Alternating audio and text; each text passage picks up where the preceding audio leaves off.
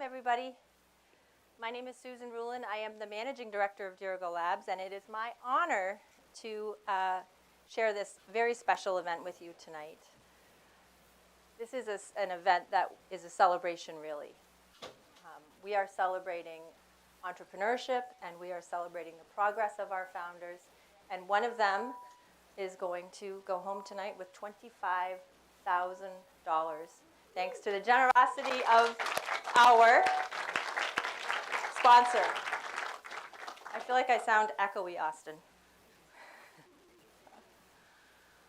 So this group tonight is incredible. I will tell you, judges, you're going to have a very difficult time picking the winner. I feel like the microphone is off now, but that's okay. I'm all about entrepreneurship, and I'm all about pivots. This group of founders is incredible. They're passionate. They're hardworking. They're creating innovations at businesses that are literally going to change the world. I'm a visual thinker, and so when I think of Dirigo Labs, I think of it as a confluence of people and organizations and resources all coming together to build a foundation for entrepreneurship. And we celebrate the entrepreneur at the top.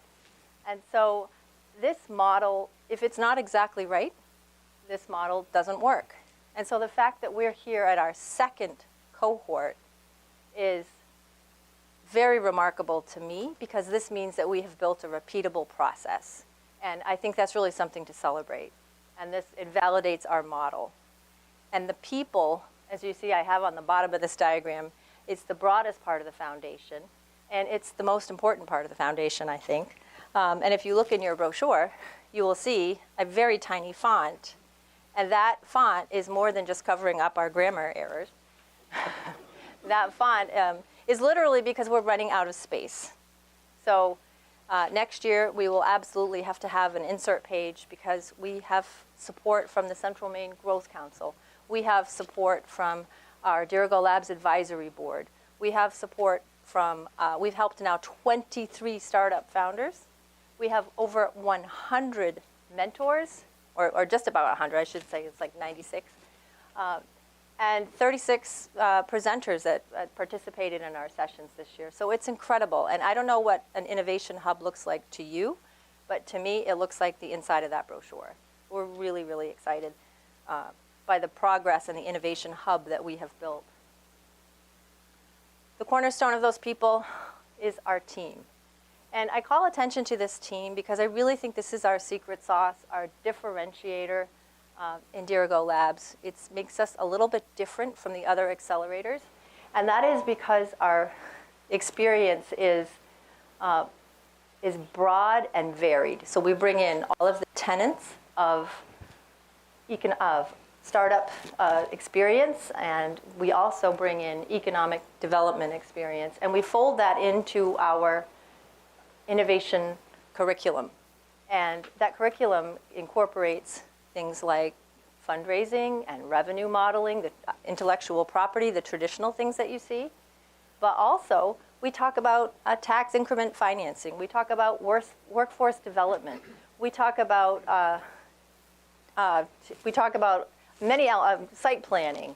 So it's a very broad and diverse curriculum, I think. So we are very fortunate to enjoy blended fundraising from the federal, state, and from philanthropy. And most recently, we received a Congressional Direct Spending Award from Senator King. And that will enable us to broaden our program offerings. And we're so thankful to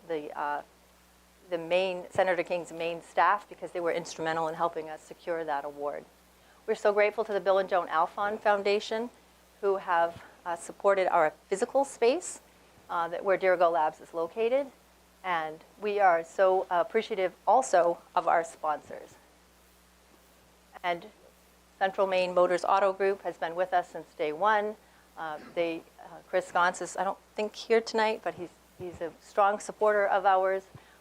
Thomas College, I know Mike Duguay is here. I'd like to call attention to him. And the Harold Alfond Institute for Business Innovation. Whipfly is our newest sponsor, and they're willing to participate as mentors and presenters for Dirigo Labs. So we are so grateful, and I will mention Skowhegan Savings in just a moment because we're so grateful for that support. So Skowhegan Savings. Skowhegan Savings is awarding one of our founders $25,000 this evening. That is a substantial amount of money. And what that will do, it potentially could leverage other funding. So it's game-changing for our startups. And not only have they supported us with this $25,000 cash prize, but they've also created promotional videos. And we run a very lean operation, so we don't have the funding necessarily for marketing and promotional support. So we're so grateful for this because it's helped us spread awareness about the work that we're doing. So we're so grateful for that. And at the end of the videos that you may have seen that they've been making, they have the tagline, "Here for the makers." And when I see that, I think, yes, here for the makers, here for the accelerators, here for the incubators, here for the home buyers, here for the startups, here for the small businesses, here for the savers. They are truly a partner, and we are so grateful for that support. So we thank you for supporting this event tonight. And lastly, I would just like to talk about our partnership, our network of partnership. I've been at this for a long time, probably 15 years. And in the last 15 years, I have seen awareness spread about our entrepreneurial ecosystem in Maine. We are breaking down silos, and I think it is just incredible what's happening, what's transforming in Maine in the entrepreneurship landscape. But in particular, we are so grateful for our partners, and our partners represent the fundraising community. They represent academia, our local academic partners, Kennebec Valley Community College. We have Thomas College. Colby College is a huge supporter of ours, and the University of Maine. And we have some friends from the University of Maine here, Foster Center for Student Innovation. So we are so grateful for that. So with that, I'm going to bring Emily in to introduce our judges and talk about our format for tonight. Hello, everyone. Thank you for coming. So I get the honor. Susan, do you mind just clicking one more slide so I don't have to run across the... Perfect. I get the honor of introducing our amazing judges, who we are so thankful for being here and for judging this competition. They're such successful people in their own right, and I think it's probably fun for them to be able to judge these companies on all the amazing things they're doing. So judges, when I say your name, if you don't mind just throwing a hand up, we'll be quick about it. I did want to mention all of you should have received these 5 categories in the piece of paper that you received with your brochure. Those are the judging categories that we're using tonight. Each judge only judges one category, so they can be a little bit more focused about what they're judging on. Each of these people have expertise in these categories. At the end, they'll deliberate and choose the winner, and you guys will also get to vote. The QR code on the bottom of that add-on goes to a Google form, and you can choose whoever your favorite is. And at the end, we'll announce whoever the audience choice winner is. So to get to the important part of introducing these lovely people, we'll start with our capital strategy judge, who is John Butera. Yay!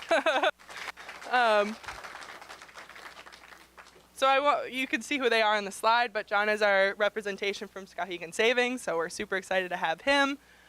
Next, for our storytelling category, we have Melissa Lacasse, who herself works with a startup and so knows a lot of the difficulties that come along with startups, and we're just really excited to have here. Our innovation category is Sasha Derry. Yay. For anyone that was here last year, they have seen Sasha's face before. He actually won our pitch competition last year. So we're super excited to have him. He's the founder and CEO of Blue Shift Aerospace. For our impact judge, this is Terry Hayes. Yay. Very excited to have Terry. Terry has a long history of working on impact-related things, which I'd encourage you to go look at her bio in the brochure. And for our team category, we have Michelle Joller-Labby. Yay. Who is a VP of HR and Diversity at Thomas College, which is one of our lovely partners. So those are our judges. After each pitch, they'll get a chance to ask a clarifying question or two. And I think that's about it. So we will get started. Awesome. Emily, you want to just talk about the format? Pitching and then 1 minute of questions? Oh, okay. Cool. Cool. All right. So now I'm going to introduce Michelle Delbois, not the French pronunciation, from Remo.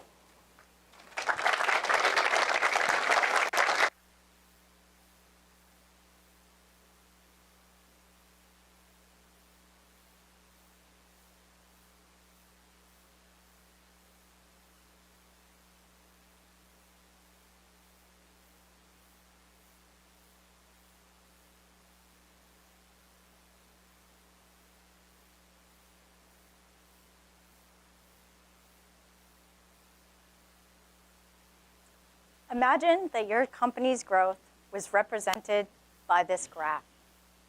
What kind of action would you be taking to change the results? What if this graph was the heart rate of a loved one? What expectations would you have of the medical staff to ensure that they would survive? This graph is actually the graph of the nation's reading achievement scores for grades 4 through 12 for the last 30 years. In the US, 2/3 of the students graduating from high school are not proficient in reading.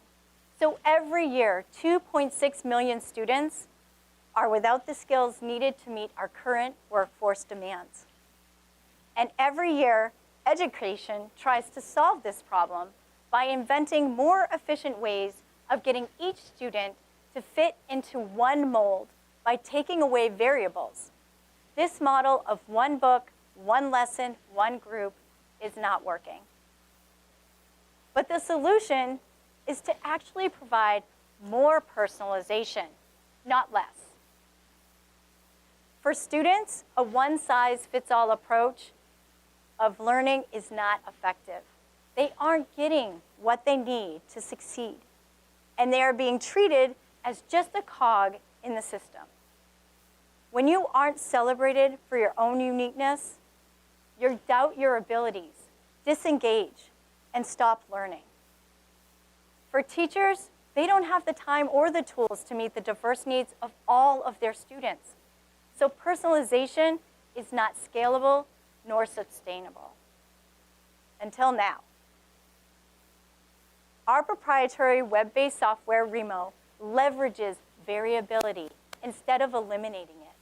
We empower students to become proficient readers multiple ways while making the student-centered model easier for teachers to manage.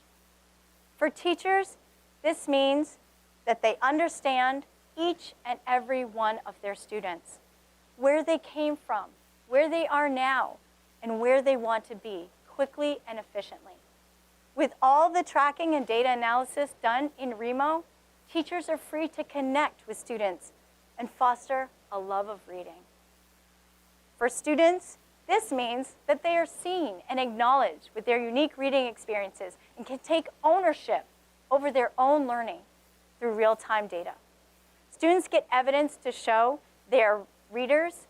When you believe you are a reader, you start acting like one. When students read more, their reading achievement increases. Then students achieve what they could not achieve before. So, why should you trust me and my solution to solve this long-standing national problem? Because as a Maine public school educator, I have been there. I have lived this problem firsthand every school year for the past 16 years. And I've personally seen the devastating effects on how we have failed kids, parents, and their communities.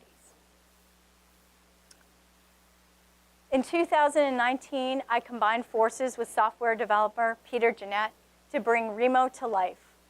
Through the financial assistance of MTI, the support of accelerators like the Root Institute and Dirigo Labs, and many amazing mentors, we were able to build our first prototype in the midst of the pandemic. Today, with approximately 130,000 schools and a 300 and, sorry. At Remo, as we're finishing up our third year of beta testing in 50 classrooms in Maine, we are excited about our initial promising results. At Remo, we have a student-centered approach. Our customers are literacy teachers and school principals, and our direct subscription-based sales model allows multiple pathways for revenue in the US. Today, with approximately 130,000 schools and 350 million EdTech market for the grades 4 through 12, we have a plan to secure 5% of this market within 5 years, accumulating an annual revenue of $17.5 million. At Remo, we listen to our students, and the $25,000 will fund the launch of our companion mobile app and interactive dashboards for students and teachers. I want to invite you to read more with Remo.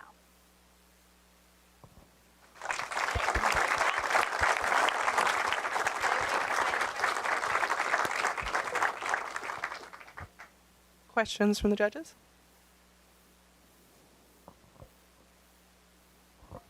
Michelle, wonderful presentation, great. Wish I had done ours as well as you did yours. I guess one question, a couple questions, but one is, who are you seeing as your principal competitors in this sector? Is it online? Is it app-based? Is it just other books, or is it other? Who are your competitors? What are you seeing as your biggest competitors? Yeah, we have several competitors. They range from apps that basically track students reading or adults reading, like Bookly. We also have some other education-focused, like for teachers and educators, Classroom Booksource, or Scholastic has various models. I think what differentiates us from them is that we really focus on the student's reading identity and who they are as readers, and provide data to them with the support of a teacher. So we have those two places. What most of these apps do is either provide it for the person who's reading or provide it for the educator, but they don't provide the data for both.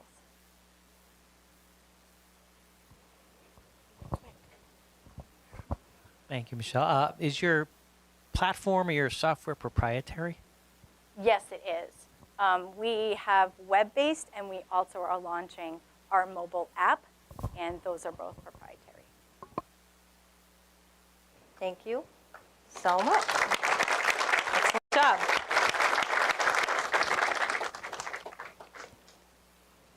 And now I'd like to introduce Hannah Semler from FarmDrop.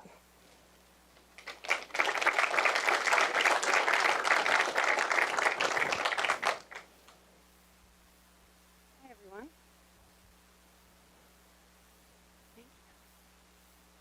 FarmDrop is saving community food systems. Just this week, I've spoken with 5 different farmers that have told me that their local supermarket in my town is no longer a welcome place for their products. It's changed hands from local owners to corporate owners, and they don't want to be burdened by the certifications and the hoops that they're making them jump through. FarmDrop is looking to protect our farmers' ability to sell directly to their community. It should be a right for farmers to be able to access all of the channels available, to be able to sell directly to the community members that trust them and want to find their products. But the systems that we have currently are not scalable for farmers to be able to add another farmer's market to their week, or find a way to bring the farm stand to you. So FarmDrop is also responding to customers' needs to access more products that they don't even know are being produced in their community. If you saw the spread outside on the table, you'll see there were pickled blueberries and pasta and anything from fiddleheads to a different kind of chocolate honey today that I saw at the farmer's market. These kinds of products, they should be allowed to arrive to your tables. And the organizers in our communities that want to impact our food system need the tools to be able to make that direct connection between farmers and community members. And that is what we're doing. First, let me dive into what is the direct-to-consumer landscape for farmers. What do they have at their fingertips? Farm stands, CSAs, farmers markets. And they also have the ability to sell to retailers when supermarkets allow their products in. But none of these systems allow them to drop off their products in one place and have those products reach more than 30 communities. So what Farm Drop is doing is we are creating a way for farmers to go up and manage their own products, their own pricing, their own inventory, their own descriptions of their products, be able to tell their stories, and have customers access those products directly. The community organizers in our communities, I have not walked into a library, a brewery, or talked to a nonprofit that doesn't want to help, be a pickup location or a market hub for Farm Drop, for farmers and community members to be able to connect. So we are doing this in Maine, and we have been since 2011, working with more than 200 plus farmers and serving 1,000 customers just in 2022. And about 350 of our customers were spending about $1,500 on our platform. That's about $20 a day. Starbucks would kill for those numbers. So we're saving businesses, and we're also supporting the customers that are trying to support those businesses. And why is it taking us 10 years? We've been around since 2011.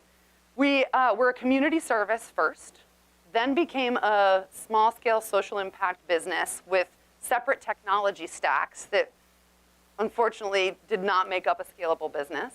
Thanks to MTI funding, we were able to build the current platform on which you can basically launch market hubs and add pickup locations. Farmers and customers plug and play, and community food hubs on Farm Drop are able to pop up anywhere where we're able to manage the resources to help them.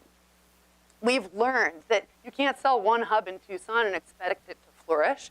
We need to sell clusters of hubs. We need to go to the state of Michigan and work with the extension offices and say, you need to replicate Maine's Farm Drop model. And we're working with Harlem, New York, and they have access to 5 different boroughs in New York City where they want to support social impact farm shares being able to get distributed all across the city. So we've learned that our revenue model needed to be 10% and that we need to innovate and create more revenue streams for Farm Drop. And that we're also not quite yet that turnkey market hub model that we thought we were. And we need to develop the marketing systems that are automated and that empower the community pickup locations in each one of our communities. We have 35 today. To be the leaders and the food heroes that are the ones engaging with our customers and sharing their stories and our stories with what we call cooperative marketing. And that is what we're going to be building next. The revenue growth in the last 3 years, we've doubled year over year. So we are prepared to manage a budget that will allow for the kind of growth that we're looking for. By 2025, we will have reached $10 million in support of local food systems, which means $1 million for Farm Drop revenue. And we will also be able to start to envision how to access the markets that are both in Michigan, New York, and Maine, building up to a $1.5 billion market. So our revenue growth is exciting. If we had the $25,000 from you, what we would do is build those marketing systems that we need. I knew that was going to happen. Wait. I told you they were awesome. Questions? Anybody? Very cool. My brother is an organic farmer, and I totally get this concept, or I totally get why this is needed, and it makes so much sense. But what doesn't make sense to me is, I guess, and I apologize, unfortunately, you couldn't go longer. I wish you could have. Where does your technology get in there? I've had a chance to take a peek at your website. tell me a little bit about your technology stack. Where does your technology stack lack? And I have to double up the question asked. How do you generate money? The 10% of sales. It's 10% of sales. Okay, I didn't catch that part. Yeah. Okay, thank you. So how does the technology work? Yeah. So producers are able to go in, create their account, upload their own products, set their pricing. We take 10%. They are able to update their inventory on a weekly basis based on what's going on on the farm, so it's flexible. And then they receive their orders during the week, which there's an order window that is customized to each market hub. So it might be Friday to Monday or Saturday to Tuesday, or it might be every day that you're able to receive orders, depending on how you as a market hub manager and community organizer of Farm Drop want to manage that connection. And then the farmers print out their aggregate order, which is their pick list or their make list, and then their customer order, which is packaging individual customer orders, which might be anywhere between 1 and 5 products in a bundle with a label, and deliver the aggregate orders to a central market hub location where the market hub managers in each community, which are paid, a combination of Farm Drop subcontractors and local organizations who are using their existing staff to manage Farm Drop as a service for their community, are the ones that are responsible and that get paid through our system, $5 to $10 an order, to be the ones that actually pack orders. So that's where we're creating jobs and supporting existing jobs, like summer jobs that need a winter tie-in. And so that's where those market hub managers are making the connection. And then drivers and home deliveries, it's a gig economy plug and play. They come in and they're able to bring those orders to customers in other areas.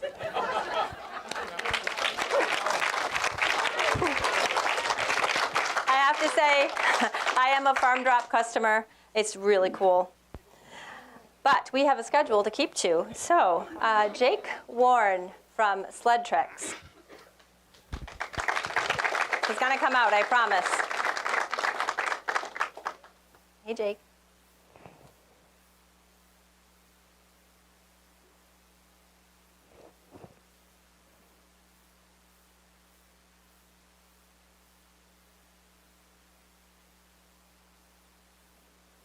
Can everybody hear me? Okay. Oh, okay. How's everybody doing? I want to start this presentation off with a quick story. So last year I heard this story. A friend took a trip up to Aroostook County for a quick lunch trip. And the lunch went great, but on their way back, they got a little turned around, but they kept going along. And before they knew it, they were completely lost. And it's dark, it's 9 o'clock, and luckily they bump into a local logger who hand points directions back into town. And luckily they made it back, but at 1 a.m. that night. And it's safe to say everybody in that group, and it was family and friends all involved, were pretty spooked after that. Ooh, oh, sorry. So that showcases one of the key problems within the snowmobile industry. It can be extremely difficult to figure out where you're going. This is because a lot of the information is very localized by clubs and organizations. And the trails change every year, and they're most often distributed on a paper map, which again can be very hard for riders to stay up to date on this changing trail system. And that's where Sled Tracks comes into play. Sled Tracks is an online snowmobile mapping service that gives you access to trails sourced locally from those clubs and organizations that I just mentioned. Our points of interest like gas stations, restaurants, and lodging, as those are part of the trail system. And then we also provide some rider do's and don'ts just as a small safety point. Now the market for snowmobiling is actually quite large, bringing in $600 million each year in Maine's economy. This is due to 85,000 riders registering snowmobiles in the state of Maine, 25 of which come from out of state, meaning 25,000 people take trips just like the example I gave at the start. And this is a very similar trail dynamic all throughout New England, into New Hampshire, Vermont, parts of New York. And, but we do have three competitors in this space, 2 mobile services. Where we feel like we differ from them is their data collection is a lot of open source data. So they merge a lot of different data sets together to create one, which creates a lot of imperfections. Now, our other competitor is more of a GPS Garmin layer, and their data set is a little bit more curated. They don't connect locally like we do, but their services can cost anywhere from $1,000 to $1,500, which weeds out a lot of Maine snowmobilers, since that can be the cost of a snowmobile. So in our development progress, our first 2 years were really just about showcasing our business model. In our second year, we had our first iteration of a mobile app that never reached the market, but taught us a lot on the development needs that we needed to support something like that. So in 2023, we really focused on building out our own native base. Best way I can put it. We brought on a lead developer who helped orchestrate and manage a lot of that. And as we move into 2024, obviously we plan to release our first mobile service to market. And we also plan to incorporate a subscription-based revenue to allow for more scalability. And as we continue to scale, we plan to get into New England and then also transition to ATV as well. And just a quick point, within our 3 years, we have had a few achievements. The highlights one being Greenlight Maine Pitch winner back in 2021, and then we've also received some MTI funding. Now moving into the finances and projections, so we've run with a advertisement-based model, ranging from different packages and price point options. We target restaurants, gas stations, lodging, which also adds to the benefit of our rider. It's kind of a dual benefit situation. And as we transition to mobile, like I just said, we plan to go subscription. Our projections are based off our current viewers. And we feel we want to move to that because it's more retainable to keep these subscription holders. It's more of a monthly cash flow that comes in, and there's a higher potential for income as we continue to grow. So our team has been pretty lean. Development can also be very costly. So Nick Rimza has been one of the first on board to the project. He helps a lot of the management and product design. Nate Gagnon was brought on this year as our lead developer to help manage a lot of our subcontractors that we deal with. We have a few just kind of on rotation. I didn't feel like we needed to mention them all. And then we also got an opportunity to work with the UMaine Capstone group this year, which was actually just really exciting to be a part of a young group like that, like myself. And in closing, if we were to win the $25,000, that would go directly into that mobile funding, mobile development funding, to ensure the release. And even if it doesn't, be sure to check us out in the fall because it's coming either way. So appreciate you guys listening. If anyone wants to connect with me, feel free after the show. Yeah. Thank you. Question? Great idea. I grew up snowmobiling, don't snowmobile now, but I hike and I do other things where these kind of technologies I think are much needed. So I get it. I have a question for you. As you collect that data from the local clubs, how is that scalable across other regions, just besides New England, you know, going into the Midwest and the West? Yeah, great question. I was hoping someone would touch more upon the clubs because that has been a big part of our business. It was hard to squeeze everything into the 5 minutes, obviously. But as we continue to grow, we will have more of a sign up for these clubs to come on and essentially get set up with a tracker for themselves so that they essentially can go out and track on their own. We do have kind of a more manual process of doing that now. Obviously, they can't sign up and create an account within our site currently, but we have contact points that they reach out to us, and we set up, again, kind of a third-party tracker system that helps that. And we also have a small internal team to help support any areas that we struggle in to gather that data. But we really want to incorporate the clubs in as more of a sign-up situation. Exactly. Yeah, we feel they can help with, they deal with a lot of landowner tension. A lot of Maine's land is private. And so we kind of angle it in that sense that if we can update up there, it'll ease, any landowner, frustrations that go on. So, great question. Thanks. Thank you, guys.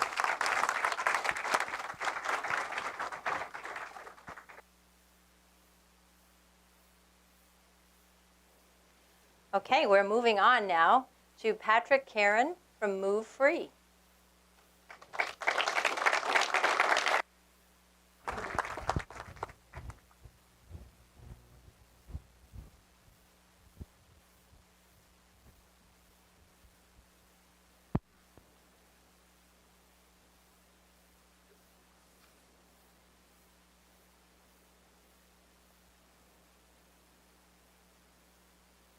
Movement has always been at the forefront of my life, especially through running and exploring the natural world.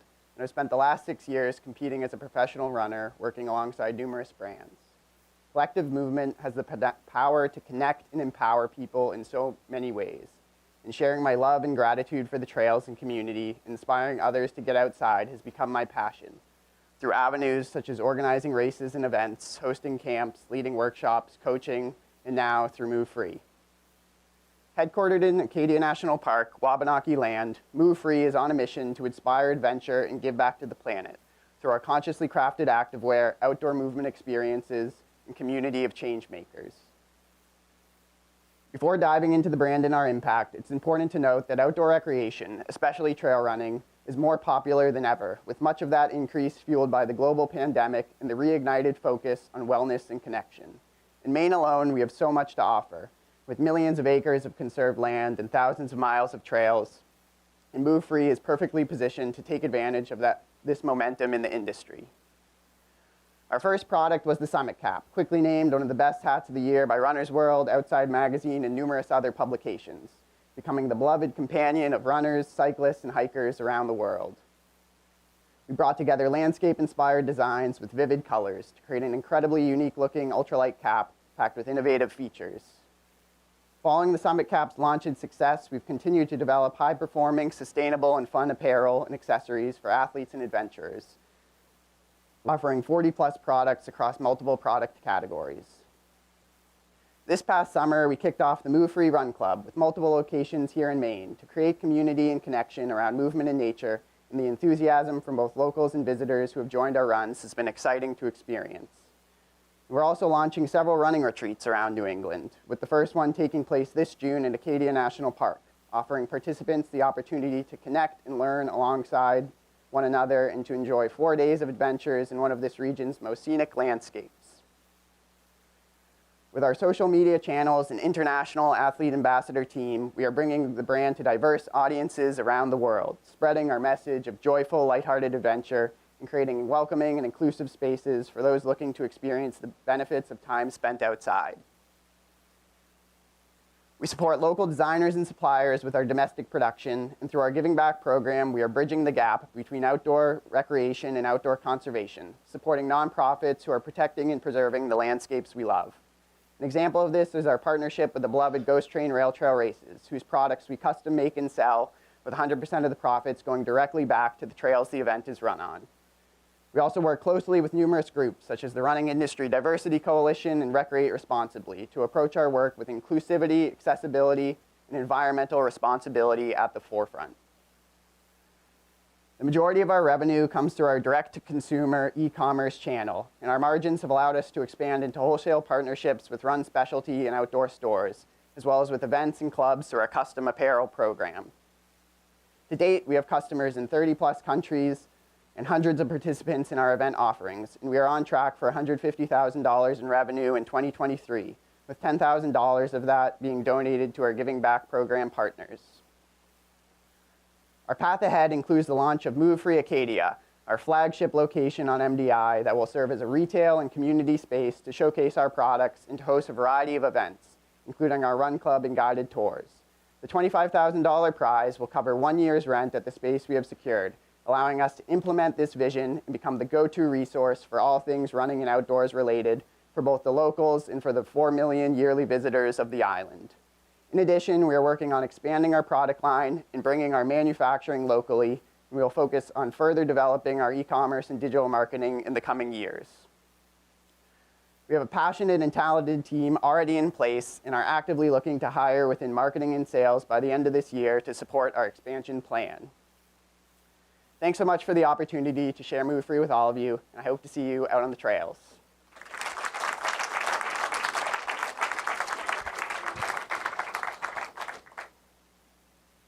Questions?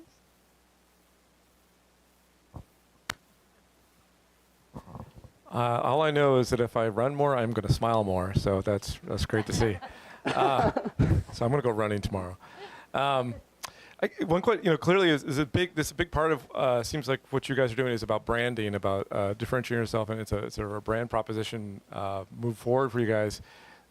So I'm not super familiar with all the competition in the space, but without getting to who all your competitors are, how do you see yourselves pushing forward through the branding sea and the folks who are out there probably in similar plays, which I'm sorry, I don't know who they are. You don't have to explain, but how do you see yourself differentiating and pulling yourself forward?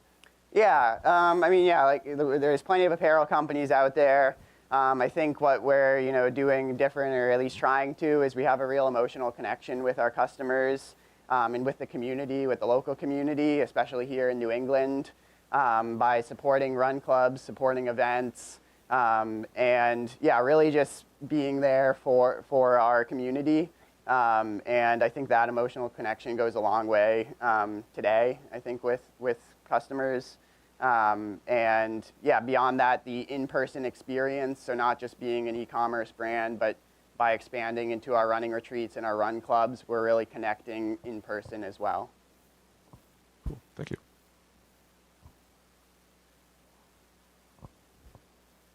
Thank you. Thank you.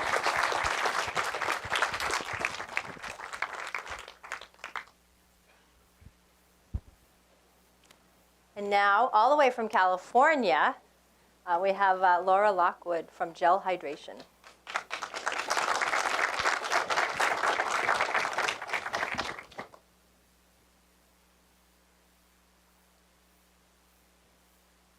So privileged to be here this evening. I would like you all to do me a favor. I know we're in a dark theater, a dimly lit theater, but if you wouldn't mind just to close your eyes for just a moment. What image do you have in your mind when you think of hydrating animals?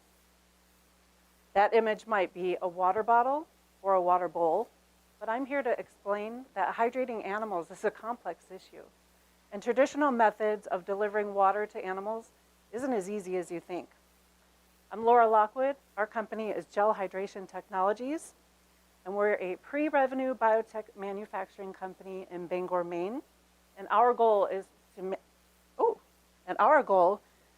to manufacture edible gel products for animals and tackle hydration issues for animals on the go. Our mission is to provide compact, portable, and easy-to-use hydration solutions to improve the performance, welfare, and quality of life one animal at a time. Dehydration can be a problem for multiple species and influenced by various factors, requiring the need for alternative hydration options.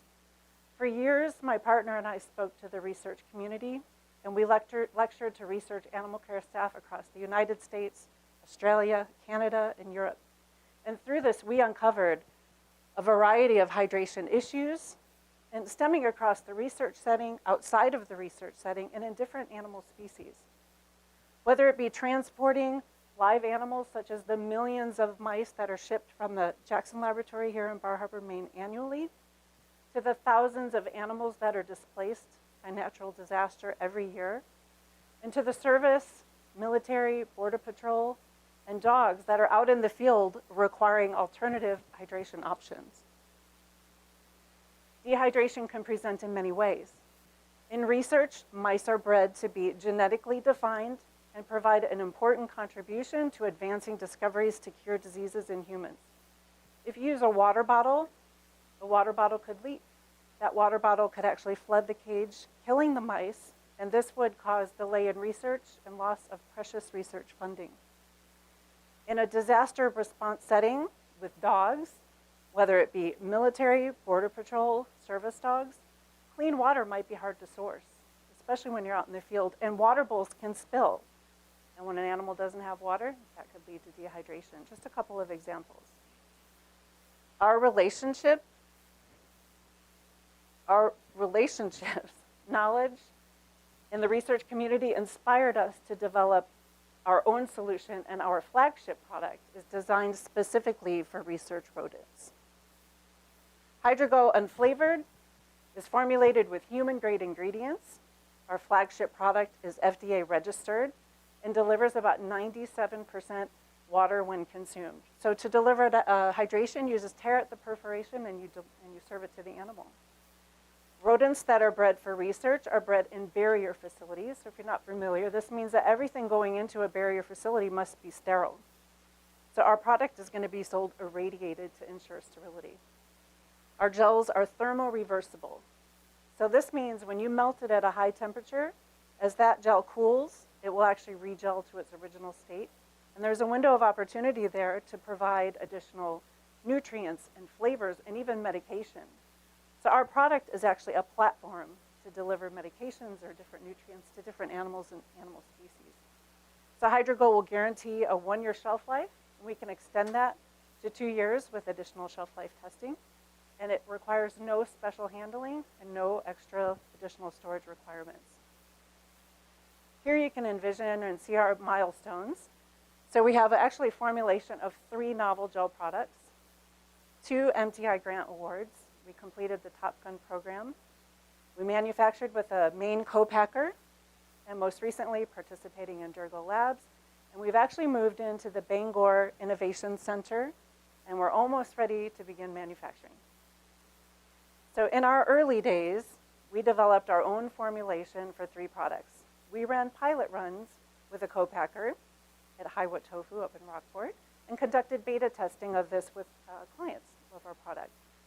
We're currently in this factory in Bangor, and we're preparing to establish production line to begin manufacturing our pilot gels, so then we can send them out to be irradiated, and those samples are going to be tested to increase that shelf life to 2 years, and then they will deliver it to the contacts who have provided us with letters of support.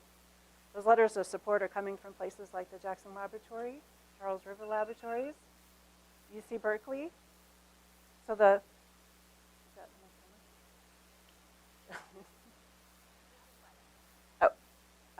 as you can see, there's some competition in the gel space. Our goal is not only to serve the research market, but launch additional future products for sales outside of this market. And so we're working on novel IP as well for our flagship products. Our team came together over 10 years ago. We all work for the Jackson Laboratory, and if we were to receive the 25K award, we're going to create jobs and begin manufacturing very soon. Thank you. I feel so mean doing that. You Is did there a great hook? job. Questions from the judges?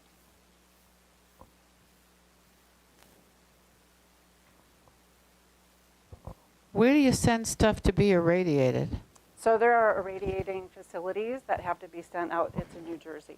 And they're all over, but there's one in Canada as well. So not too far. Any other questions? You almost had a chance with the market. What was the market potential? I'll give you the opportunity to kind of speak to that real quick. Oh, I'm sorry. 50 million on the serviceable market. And it's interesting because in research, these are all the organizations that breed and ship animals. They might need disaster planning, water backup, or they might not even have a water, plan in their facility. They might not just have something for backup. So.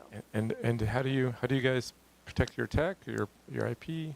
So there are, there are a couple companies that is doing this, but quite frankly, it's a get-to-market strategy. We have something that we really feel is going to address contamination issues of the gel that nobody else is doing, so that we're going to put some IP around. And then for the future, we have other products designed as well. So the hint is right there. And that's actually a bigger market than the mouse market. So we've got a bunch of different markets to go into. Thank you.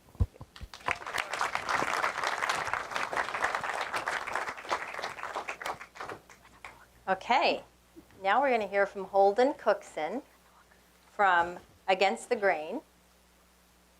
This makes you go forward. And look up.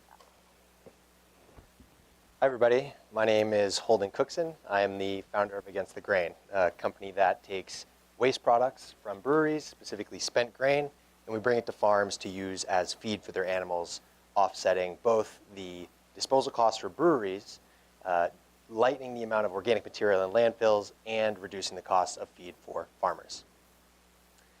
Little background on me. I grew up in Waterville, Fairfield. I went to high school at Lawrence here. Kind of ironic and surreal. I used to clean this building before it was torn down. And before that, I went to the Inside Out Playground. But, I earned these 3 major accolades. The trash compactor sommelier is like the top of my list. I've referenced that a lot.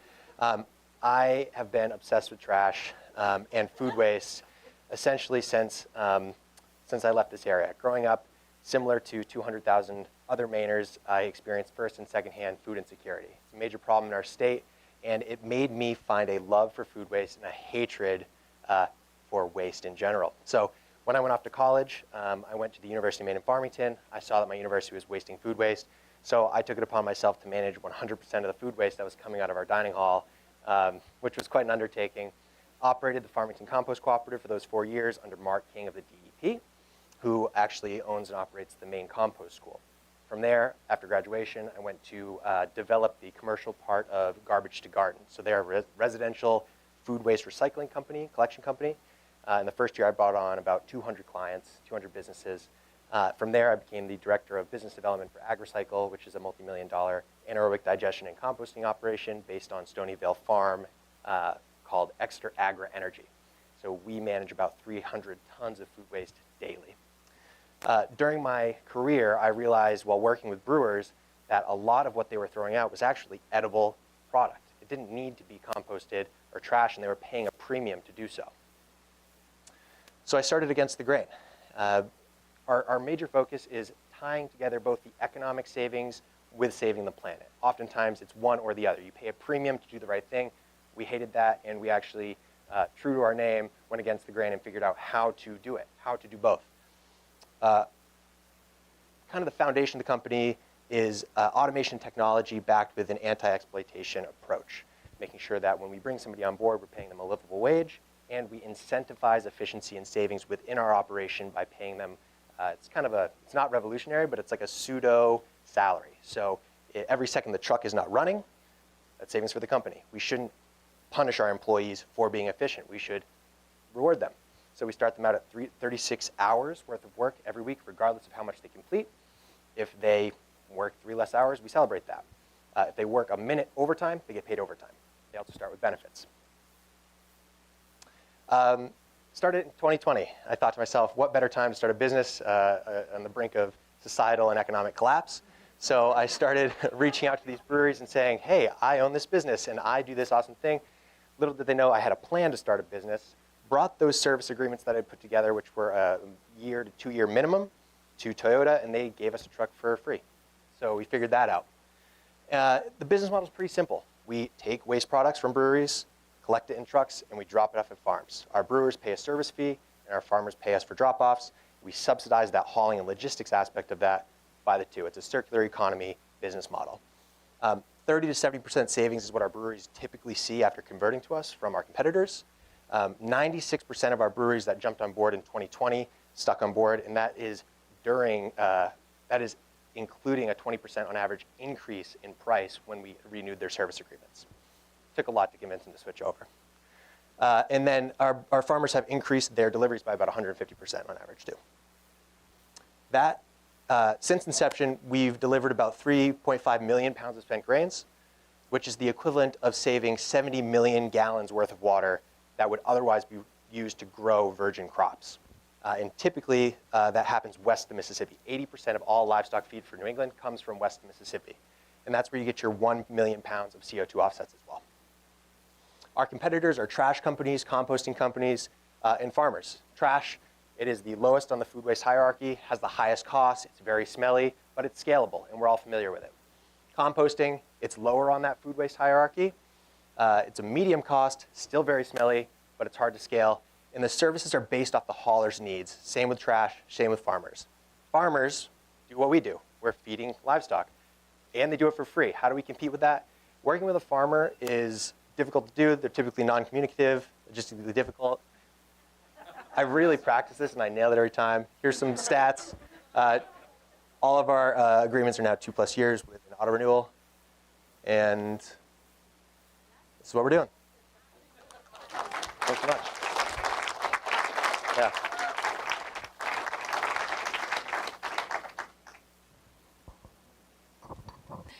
You were talking about your employees. Can you just, how many do you have? Curious. We have 1 full-time employee and 1 part-time employee. We've gotten so good at our work that when we thought we would have to scale, we've increased. I don't know if you probably didn't see it, but on the second page, we've increased our efficiency by 30%. So we have some charts that show we've decreased the amount of visits we've done to breweries while increasing our revenue, which means we've gotten better at utilizing the software we've created to making sure that we're tracking our breweries' brew schedules along with our farmers' feed schedules and building in our automated brewing logistics and data analytics with computer learning. So instead of hiring more people, we've actually been able to pay our employees more and allowing them to do less work.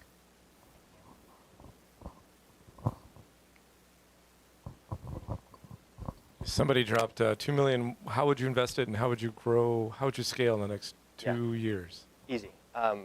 With 1 truck, we're able to see X trucks, X dollars. Right now, we're making about a 40% margin per truck, and we're bringing in about 100. Well, I don't know actually. We're always making so much more money, but we're about like I would say on average like $150,000 a year per truck, and that dollar figure continues to grow, and our margin does too. So I would just simply buy more trucks and put them into terminals. The model kind of works, and you feel like you can scale it. We can absolutely scale it. Last year, we had an intern do a market cap analysis showing. I took the data from the IRS that measures every single. It's called a gallonage report of alcohol just from beer in Maine alone, and it shows we were able to convert that into metrics that show X amount of spent grains are produced in the state. Simply brought that over to the dairy metrics that are tracked by the FDA. Cows eat 50 pounds per day. Well, there you go, and that's just for dairy cows. We can also do turkey, tilapia, chickens, pigs, beef cattle, so it goes on. We'd like to dry the grain, mill it, and then sell it as either a whole grain flour for human consumption, so that's that higher use, or mill it and then continue to do animal feed with a longer shelf life. And that is all the time we have. And, whoa, it is 7:01, so we're only 2 minutes over our schedule. So, yes.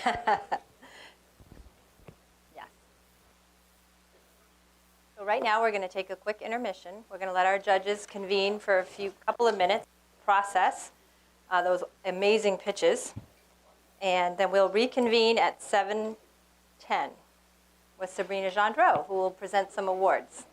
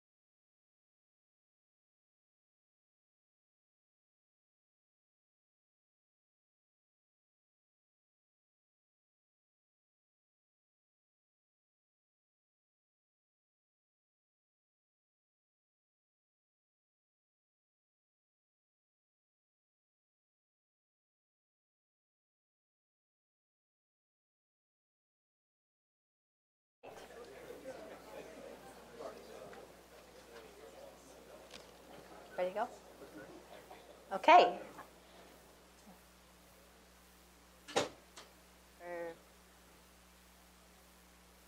So we're going to do three awards. Our mentors and our service providers and our presenters are a very big part of Dirigo Labs. So we're going to give them some awards, and this is based on the cohort feedback and the staff feedback. So I'm going to turn it over to Sabrina Gendreau to make those presentations. Thank you, Susan. I'd love if we could just give a quick round of applause to all the cohort companies that have presented so far, that have done a good job. So, yeah. I am very pleased to be here this evening and present to three very deserving individuals who have really given their time, their expertise, and their interest in helping these companies grow and thrive and succeed right here in this region. So without further ado, I'll begin with our first. This is our mentor of the year. This individual's attentiveness at Dirigo Labs events and unique subject matter expertise in financial analysis has lent itself to our entrepreneurs in a variety of ways. And we are so fortunate that he has given his time to enhance the performance of our companies. Please join me in congratulating our 2023 Mentor of the Year, Mr. Bhaskar Mukhopadhyay.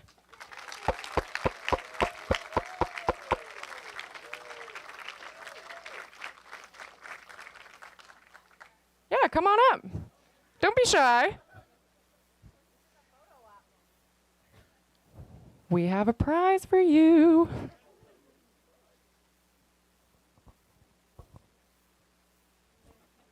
And it's shiny. Covered in plastic. Thank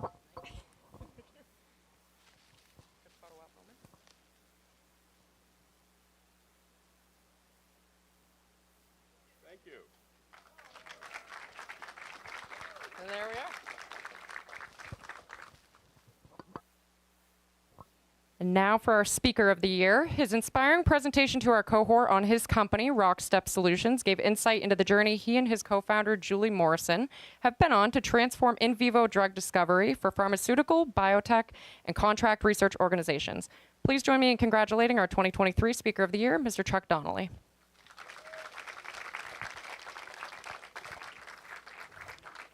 So he and our last awardee are not present tonight, but we will make sure that these awards get to them.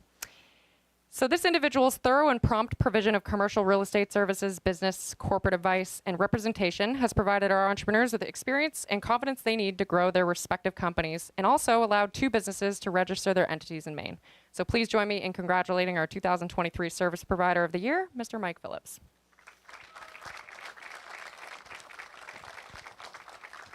And with that, let's get back to the pitch.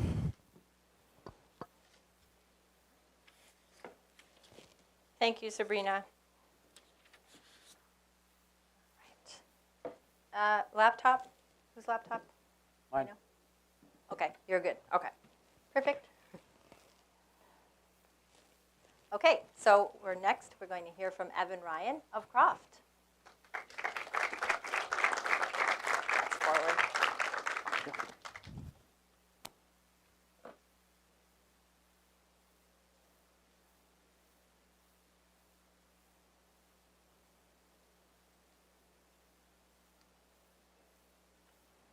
Okay.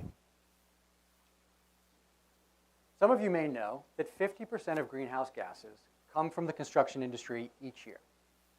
But what if, starting today, every single building we build in this country captured more carbon and more fossil fuels and greenhouse gases than it produced? That's what we're trying to do with Croft. Sorry. So Croft designs and manufactures carbon-negative buildings using all natural materials sourced locally and responsibly. The problem we're addressing is multifold. First, as most of you know, we have a shortage of building inventory and skilled labor in this country, which leaves a massive amount of people out of safe and affordable places to live and work. So looking at the data, housing inventory is down 40% nationwide. In Maine, we've got a gap of 20,000 affordable units and another 500,000 that need to be renovated in order to hit our climate goals. And again, we have a carbon capture issue, which has become an imperative for this planet and its inhabitants, with 50% of that coming from construction. So our solution addresses all of these. Croft manufactures high-performance, panelized prefab buildings made of natural materials, straw in particular, sourced from local farms, fields, and forests. We build residential, both single-family and multifamily, and we're now moving into commercial and industrial. We build the shell of the building, including windows and doors, and we get it all installed for our customers. So carbon capture, as I mentioned, really matters to us. This is where our impact is greatest. So if you think about the way we've been doing it for the last 30 or 40 years in sustainable development, we've really been thinking about it from an efficiency lens. How do we make this building more efficient? How do we do less harm? But that's the wrong way to think about it. What we should be thinking about is the material usage, or what we would call embodied carbon. How much is going into the extraction, production, and logistics of making these materials? If you compare a code minimum building to a high performance building, and we think about the life cycle of that building, let's call it 100 years, at best we can get a 15% reduction in the carbon footprint, and that starts in year 75 because of how much has gone into the materials. With Croft, we're replacing those materials with natural materials from the landscape that gets our reduction down to 80% on day one. And if we power that building with renewable energy, we will then be carbon negative or climate positive. So it's powerful. And the reason why this is happening is straw is one of those materials that gives a carbon sequestration opportunity that's unmatched in the industry compared to things like hempcrete and fiberglass and foam. And we care about it so much that we're starting to educate farmers to expand our supply chain. The nice thing about this is we can pay farmers for material that they wouldn't make otherwise, helping them link revenue season to season, and it's good for their soil. So the byproduct of Croft is good food and great housing. The market opportunity is big, and we're talking about global construction market of $15 trillion. In North America, that's a $2 trillion market. Prefab is just a blip on that right now at $129 billion, but growing fast. And the only way we're going to get there in terms of the gap that we have in infrastructure right now is in the prefab market. So if we look at that from a Croft lens, we generate about $280,000 per project at almost 2 million new units each year in the US. That's a $500 billion opportunity. And capturing just 2% of that market is a big business, and that's just single-family residential. So again, our business model is that project revenue. We can do 12 projects per production line, and by the end of 24, we'll be at 3 production lines for almost $10 million in revenue. Our margins are about 30%, and we're growing quickly. To that point, 21, we did about $500,000 in revenue. Last year, we doubled that. This year, we've got 12 contracted projects and another 40 in the qualified pipeline, which should be about $2.5 to $3 million in production.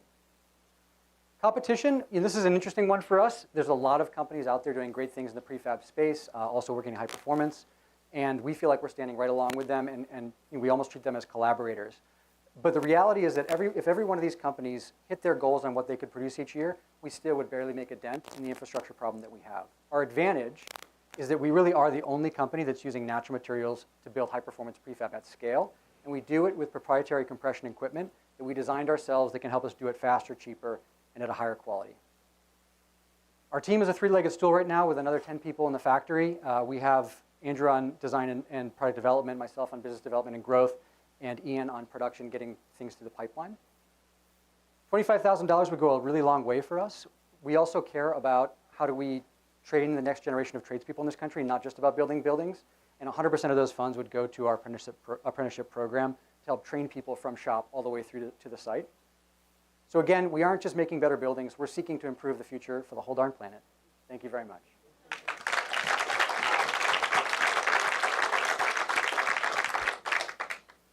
Questions? Great stuff, Evan. Thanks. Question: How does the pricing come out for at the consumer level or the commercial customer compared to the alternative, the current, present traditional technologies? I mean, there's always one always associates a premium with doing things the right way. How much is that premium, or is there not a premium? Yeah. So in terms of, we build high-performance buildings. So these are passive house-level homes. We're about 2/3 the cost of what a typical site-built high-performance home would be. And in terms of other prefab builders, in Maine, unfortunately, that's at a $400 to $500 a square foot cost right now. We're hovering right around $375, so we're under that already. And I feel like we're just getting started, right? So the materials that we're using are what's helping us get our costs down. We have a really amazing team that works fast. But there are some value engineering opportunities that we haven't really touched yet that I think we can get better at. Our goal is to get to that affordable housing space where we can be, look, at the end of the day, Croft's not going to make an impact if we're doing single-family home to single-family home. We need to do bigger developments, and we need to do more of it. And so that's a huge incentive for us to get our costs down. Can you talk more about the carbon capture? You gave us a lot of information, but I want to know more about how what you're using actually captures more carbon than the alternative. Yeah, so let's do a comparison, right? So if you think about carbon capture, plants are pulling carbon dioxide out of the environment, and they're using that to basically develop the structure for their plant, right? Normally, we think about a sustainable material being wood. Wood, let's use a spruce tree as an example, takes 90 years to get to maturity. Straw or grass takes 6 months, right? So an acre of straw can capture 175 tons of carbon compared to an acre of trees, which can capture 8, and it takes 90 years versus 6 months. So the difference is we can grow more of this, and straw and grass just happens to be amazing at pulling carbon out of the atmosphere. And you're capturing the carbon because the straw is not breaking down in your material, correct? Correct. Yeah, we're basically shelving that freezing it carbon. in time. Exactly. Okay. Exactly. Yep. Good question. Thank you. Good job. Great job. Thank you.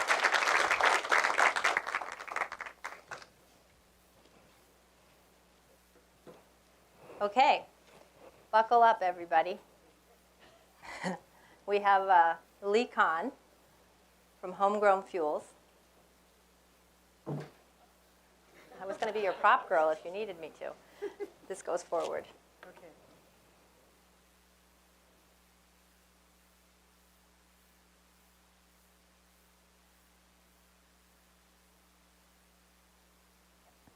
All right. Thank you, Dirigo Labs. This has been amazing. Homegrown Fuels turns wood chips into renewable fuel and organic fertilizer. We're going to be repurposing a closed mill, creating 33 jobs, putting loggers back to work, and turning a slide on. We're going to tackle climate change in the Great North Woods. How do we do that? Does anybody have a wood stove? Hold up your hands. All right. You put wood in, right? And you get heat, and you get that pesky ash you don't know what to do with. We put wood in our gasifier, and we get a gas and a pure biochar, a pure, nearly pure carbon biochar out of it. And we crank that up to 1,000 degrees. It's 2.5 million gallons of 93% fewer greenhouse gases, 3,500 tons of biochar that is near pure carbon. Think about a forest fire. Once you've had a forest fire, things spring back after that forest fire, and they do so because of the char that's left. So both of our products have value. There are 927 alternative fueling stations in Maine, and none of them have renewable diesel. So we have a climate crisis. 913 of those are actually EV charging stations. So unless you can afford a Tesla, you're SOL. Renewable diesel is available in California, and San Francisco MTA powered 632 existing transit buses in 2021 and removed 10,000 tons of carbon dioxide because the fuel was available. PFAS, hang in here. Our biochar makes plants grow 20 to 30% bigger, translates to a bigger root base. We're going to plant hemp. Hemp is known to pull chemicals from the soil. Apply the biochar, make the root base bigger. The hemp pulls the chemicals up, we harvest the hemp, and then we use it as biomass in our wood stove. At what temperature do you think PFAS chemicals break down? 1,000 degrees, same as our gasifier. Fred Stone is a dairy farmer. He's in Arundel. Last year, he found PFAS in his water, his soil, his feed, his animals, and his milk. And he slaughtered his herd. We're working with Fred. We're also working with LL Bean. LL Bean has set an aggressive schedule to reduce their greenhouse gas emissions by 50%. In doing that, Bean has a strategic partner in UPS that delivers all of their products. And we would be able, if they substituted our fuel for what they're currently doing today, save up to 30,000 tons of carbon dioxide with no change to the equipment. Fill her up. We're also, show me the money. During construction, we'll pre-sell our carbon credits. Most of you might be familiar that Standard Biocarb at Infield just pre-sold their carbon credits in the fourth quarter of last year, pre-construction, and raised $1.3 million. That is exactly what we intend to do. And how do we grow? We add wood stoves. We add one wood stove a year in 27, one in 28, all the way down to 2029. Our advisory board, extraordinary group of people. 7 great advisors. They kind of fall in construction and technology integration, transportation, and finance. 4 of our advisors are working on other plants that use our same technology in Florida, Pennsylvania, and California. Who are we? On the right, that's Moose. Moose has an industrial construction background, and he is extraordinary. In the middle is Lindsay. Lindsay was the highest ranking woman at SBA, and Bush won along with Susan Collins, who was a field rep at the time. Fast buddies, and they created WeBank, which gave women access to capital. My management experience comes from a unique sector. 6 Senate races, 4 congressional races, 2 gubernatorial races, 1 presidential, pro-democracy work in South Africa, Kazakhstan, and Russia. I love a challenge. I've been to the base camp of Mount Everest by myself in the winter. I had on a well-being jacket, and I have a picture. 10 years ago, we started permitting renewable energy facilities, Lindsay and I did, and that's how we got to this place. We are majority women-owned, just so you know that. And we have an exit strategy. We qualify for almost all of the great tax incentives that the state of Maine offers us. Should we win the $25,000, we are going to leverage that $25,000 into $1.4 million by selling our carbon credits in a pre-sale so that we can move out. Fill her up.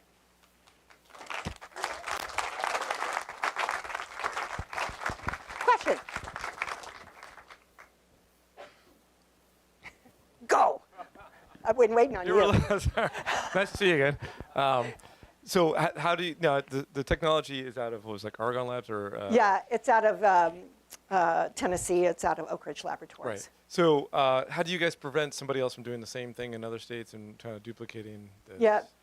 Most of all of us that work on this technology work together. Like, we're not competitors, we're collaborators. Getting a new technology, as you well know, is hard to get off the ground. Sure is. Yeah. Right. And so we've all been working together. We're believers. We've been working together for years. New England is our area. You're not feeling the heat yet. Not the 1,000 degrees centigrade. More questions?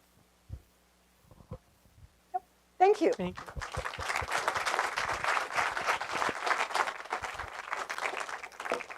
Give that back to you. Did I? Sorry. You're welcome.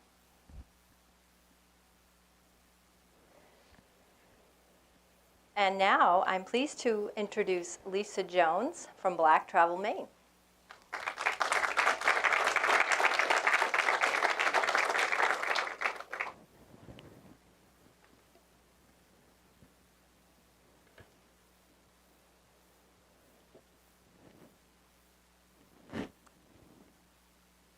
Thank you, Susan, and thank you, Dirigo Labs, for this amazing opportunity to present Black Travel Maine to you this evening.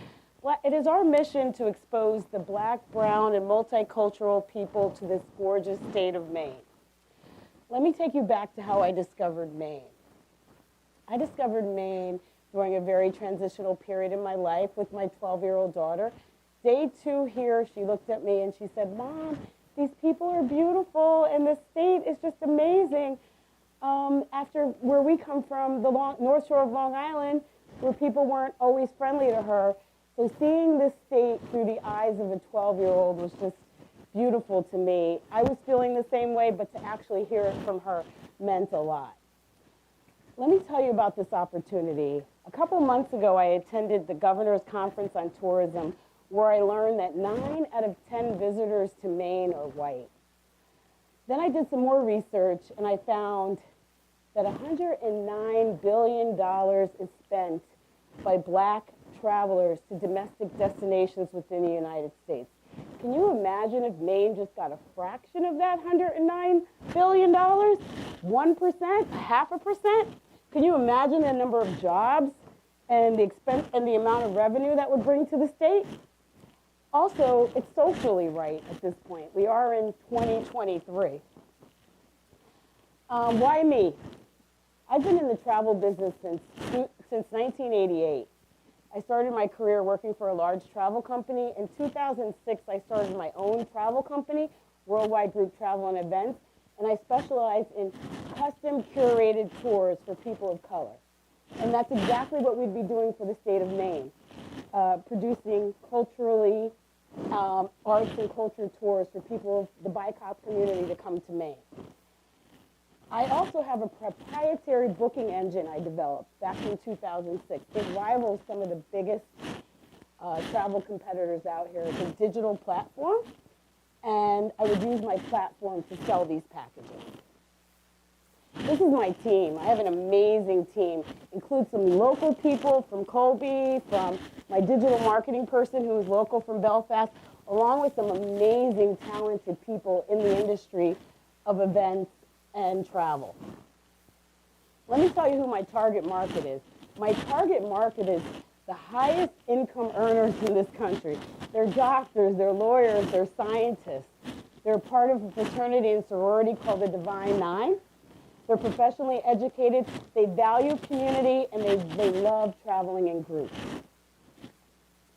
Our solution, my solution is just selling them custom curated arts and culture and Black history tours of Maine. I've already started this through our digital platform where we use social media, we use public relations, and we'll also use sponsorships to reach our audience. The first thing I've done is started to make them aware of all the amazing Black history in Maine.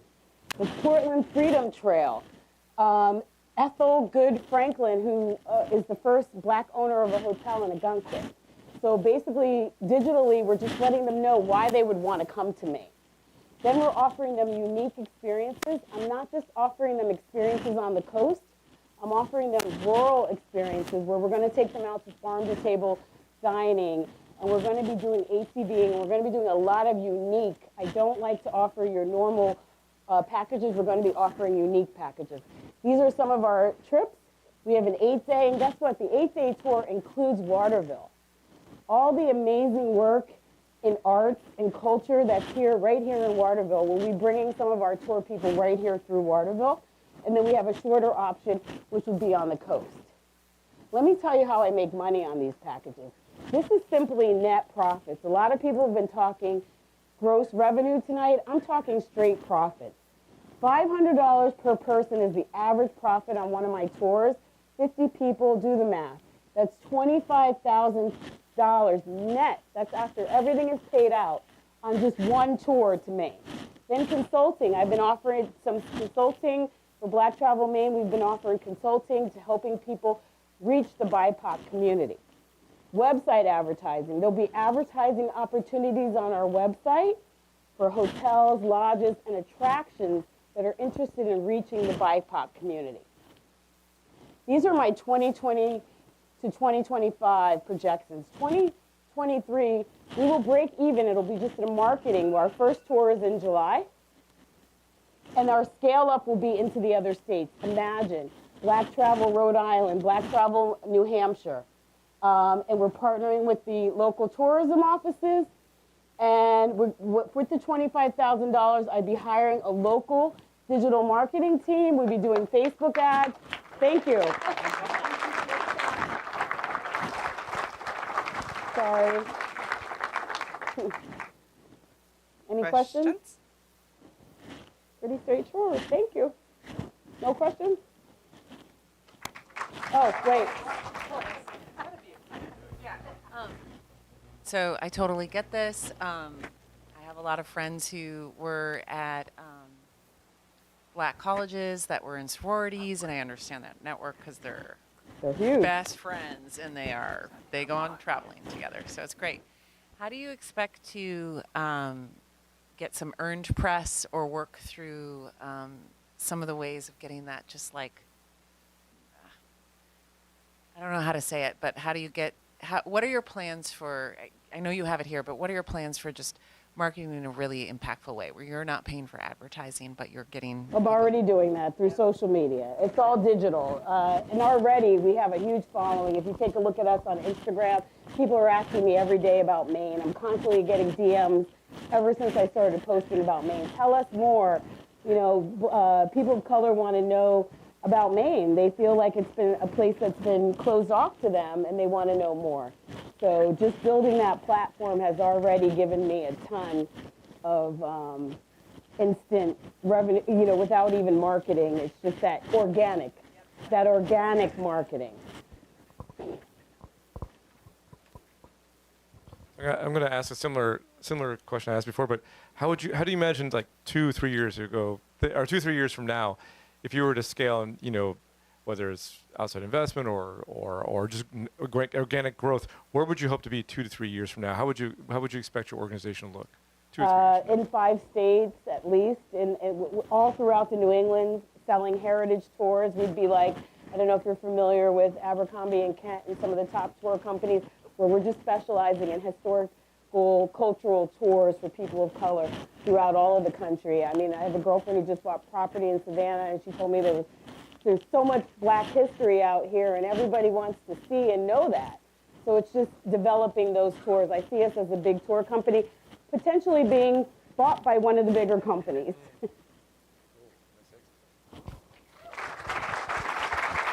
Thank you. And now it's my honor to introduce Chris McKenna from Tardigrade Industries. You got it? Ooh. How's the mic working? Is it working? Ooh, let's go. How you all doing out there? It's like I'm the second to last guy to go, so we're almost done. All right, this is me. This is Tardigrade Industries. I came up with this about 5 years ago. And honestly, hey, okay, there's the clock, good. It's about trying to yell at a wall, trying to explain to people why this is a good idea. Because you folks are looking at this saying, hey, a goggle, cool. Can I go skiing with it? Not the point. The point of this is the technology of it is through the roof for a military and law enforcement. So that's what you got there is a picture of me wearing all my garb. And basically, eye injuries, you know, they're seriously tied for like the 3rd most prevalent problem in the U.S. military.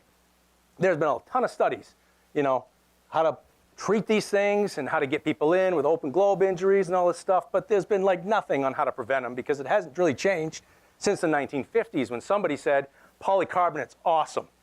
Sure it is, it's great stuff, but it's, you know, not something that you're going to do because it's a ductile material. It's a very soft material. So I came up with a solution on basically how to solve this issue, and we're going to get into a great slide here in just a minute. It's your favorite slide.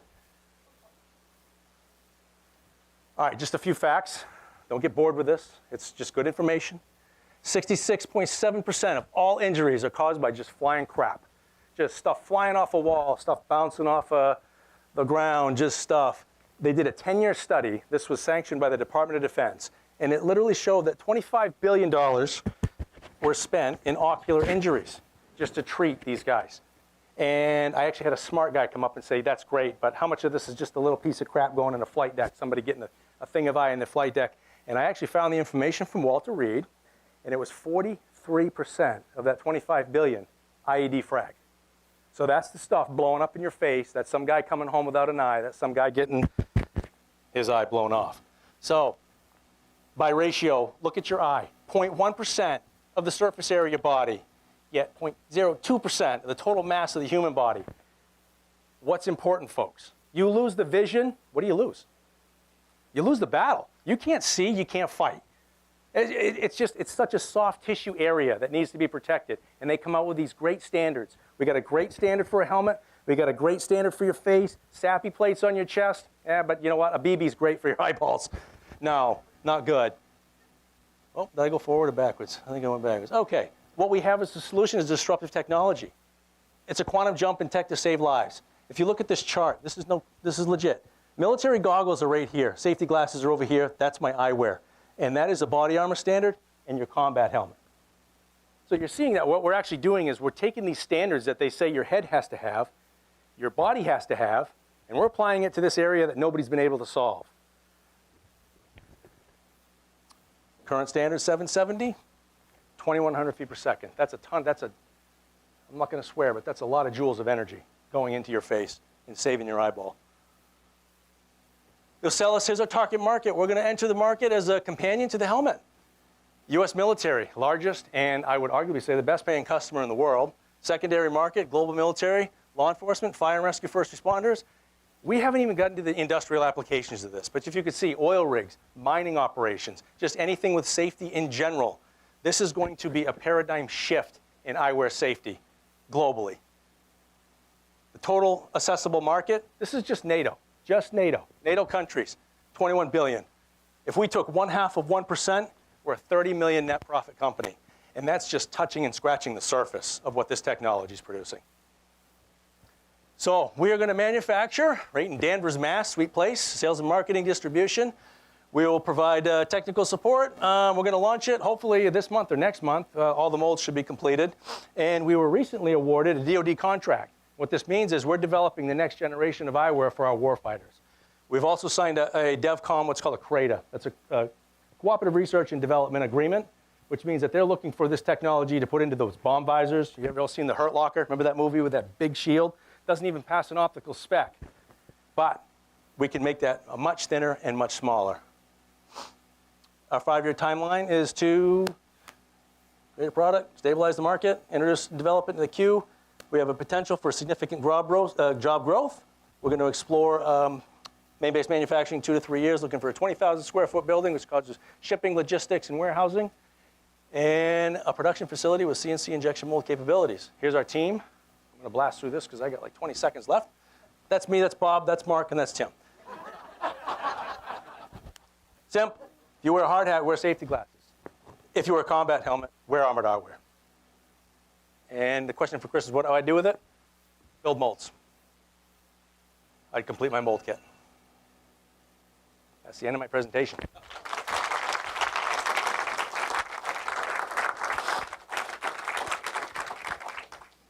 Microphone. Questions? Is this, Chris, is this patented? Yes. Yeah, absolutely patented. It took 4 years to do. Patented technology.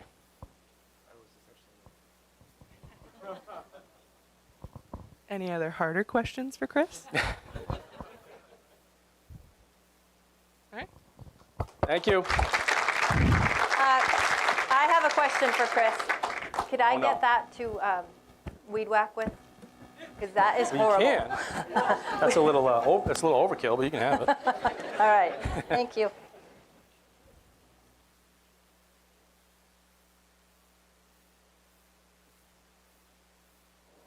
I can't believe we're at the end of the presentations. Next, it's my honor to introduce Heather Desjardins from ITEL Alert. Oh, here she is.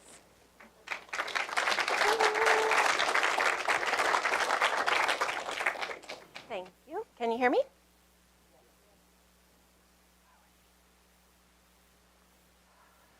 Okay, let's start with this question. What would you do with $50 billion a year? Would you waste it on avoidable medical costs? Because this is what Medicare and other insurances pay each year due to injuries from falls for people over 65 years of age.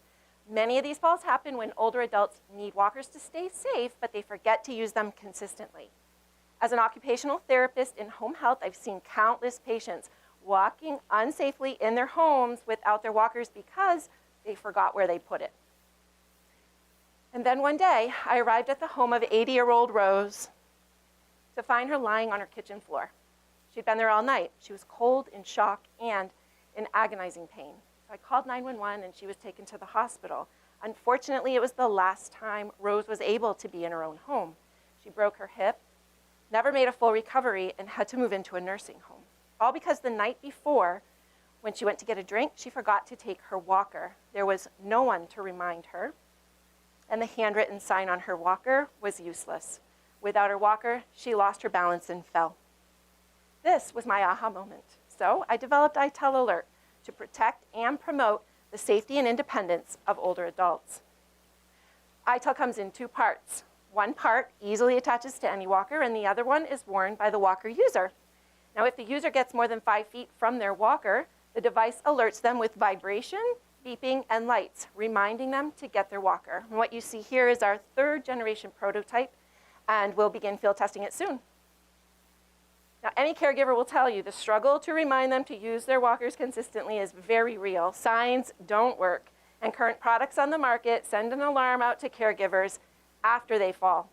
ITEL Alert is a patented, FDA-regulated device that keeps walker users safe by reminding them to use their walkers consistently.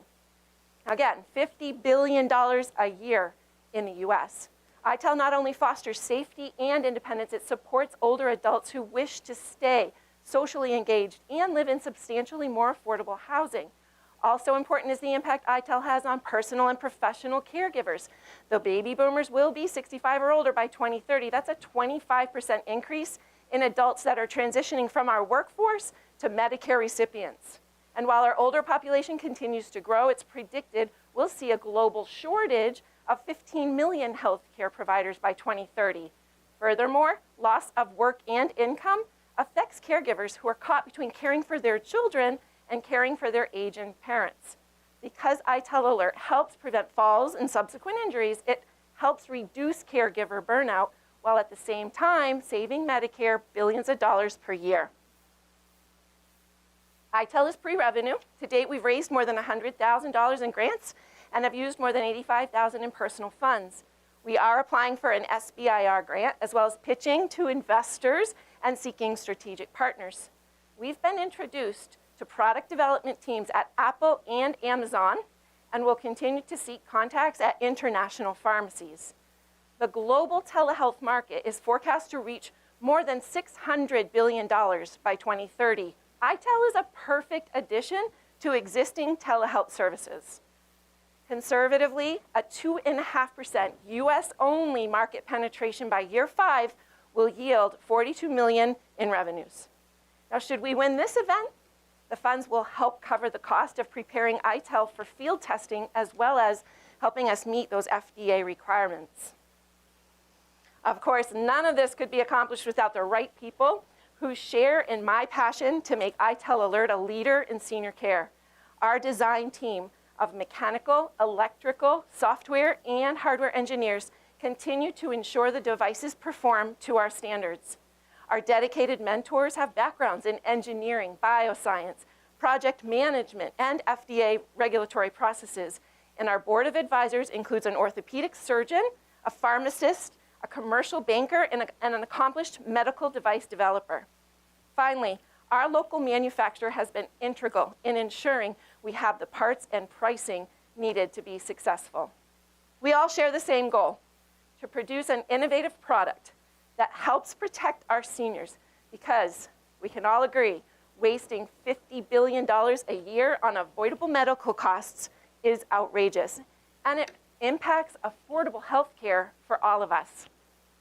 And I want to say a big special thank you to Susan and the whole team, and I am sure everyone in this cohort would agree with me. This has been an exceptional experience, and we're all very honored to have been able to get through it. So thank you.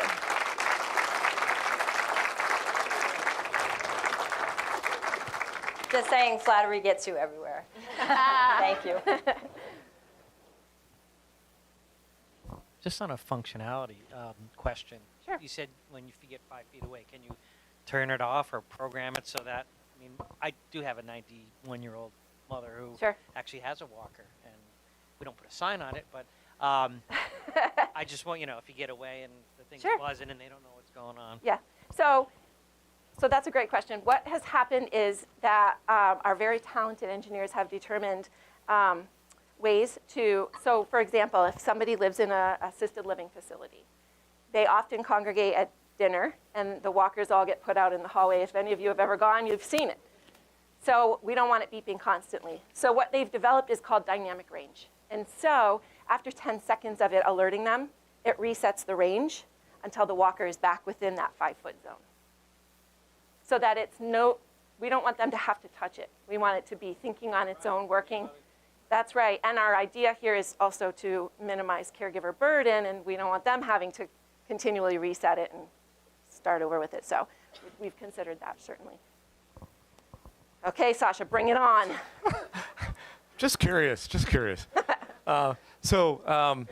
Real quick, did you say how you're going to cover your IP? How you're going to protect all that? Did you mention Patented. that? Okay, great. Yep, and then, what is your biggest challenge today? Biggest challenges, operational, technology, or what? What do you find your biggest hurdles are today? Well, technology is very expensive. One of the biggest hurdles is that it is an FDA-regulated device, so I now have to go through that FDA application and process to get that. So that's going to be time-consuming and expensive. And the other really big thing, and I have so many people who are excited to and have volunteered their space, their time, the veterans of Maine, like the Maine veterans homes across the entire state are on standby waiting. We have multiple assisted living facilities. They all want to participate in the testing.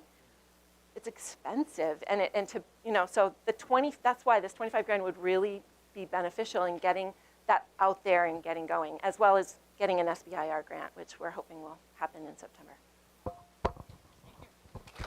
Thank you all.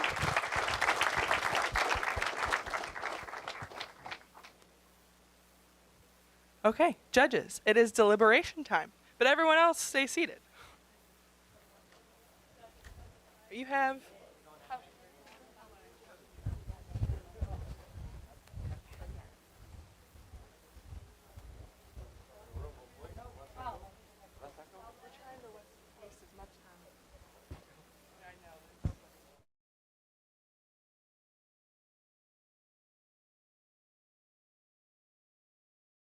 Okay.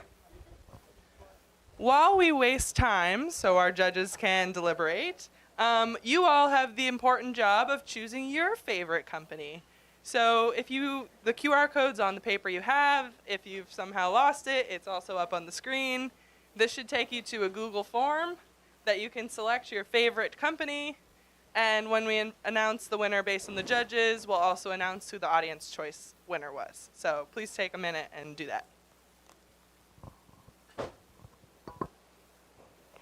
Thank you. I think you can understand how difficult the decision to select a winner is, because I would never want to be a judge in that judging room. That is going to be incredible. But at this point in the program, we're going to hear from Garvin Donegan, who is the Director of Economic Development and Planning and Innovation for the Central Maine Growth Council. And then we're going to watch a video, and then we're going to hear from Skowhegan Savings Bank. Garvin?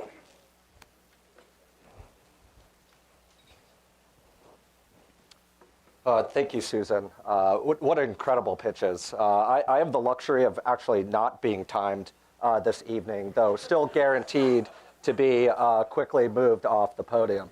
That I can promise. Again, I just want to say thank you to so many, but alas, again, good evening. It is such a pleasure to see so many friendly faces in the crowd, but a lot of new faces in the crowd this year as well. As we come to the finale of the Dirigo Labs Accelerator Pitch Competition for our second cohort, now with a throughput of 24 companies. And important to note, held in this beautiful new art center in downtown Waterville, Maine. I'd like to again extend a heartfelt thanks to our generous funders and our mentors who have made this program possible, and to the entrepreneurs who have participated in this program for their creativity and the hard work on display tonight. Likewise, amazing work by our Dirigo Lab team, which none of this would be possible, who work tirelessly every day to support the mid-Maine, the local, and the state economy and innovation networks now throughout the country. Tonight we celebrate the culmination of months of hard work and dedication by these entrepreneurs from various industry segments, as you've seen, such as biotech, precision manufacturing, food systems, brand and apparel, to tourism and hospitality. These entrepreneurs are a driving force behind innovation and economic growth in our community and the state of Maine. Including now, we need to update our heat map with some of these businesses moving into mid-Maine. Our particular favorite one is the one in New York moving to Waterville, Maine. So we gather here in the stunning new Arts Center, which in many ways represents the intersection of creativity and innovation. Here in downtown Waterville, this is a place where ideas are nurtured, developed, and transformed into reality. It is a symbol of entrepreneurship, spirit that makes our community and region vibrant, strong, and forward-thinking. As we await for the judges to complete their scoring and pick a pitch winner, I'm reminded by a quote from a legendary US entrepreneur and founder who said, "Innovation distinguishes between a leader and a follower." To us and for so many, this quote speaks the importance of innovation in leadership, and it reminds us that true leaders are those who are not afraid to take risks and chart new paths. And these entrepreneurs here tonight embody that ethos. And while raising capital is, of course, extremely critically important, the creativity, the human capital, and the ecosystem networks will always be where we stimulate and build our current and future leaders. The entrepreneurs who have partnered and participated in this program embody this spirit. They have brought creativity, innovation to their respective industries, creating new products, processes, and partnerships. And we thank them for that.